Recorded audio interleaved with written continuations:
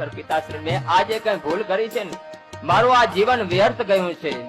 પૂર્વનું હું પ્રયાશ્ચિત કરું છું ત્યારે પિતા કહે છે કે બેટા પ્રયાશ્ચિત કરવાનો સમય ગયો. કારણ કે સૌ પ્રથમ પહેલા તો મેં તને જયારે ખંભા ઉપર બેસાડ્યો હતો ત્યારે તે જ મને કહ્યું હતું કે પિતા હું આપનાથી મોટો થયો અને તું મોટો જ લાગતો હતો, પણ કોના ઉપર બેઠો હતો? મારા ખભા ઉપર બેઠો હતો, એટલા માટે તું મોટો લાગતો હતો. અને મેં કહ્યું હતું બેટા મારા હાથ પકડજે, તને આ સંસારની ખબર નથી. જયારે મારો હાથ છૂટશે ને તને પાડવા માટે ઘણા ભેગા થશે. એટલે મને એ જ સમય મેં તને સાવધાન કર્યો હતો બેટા.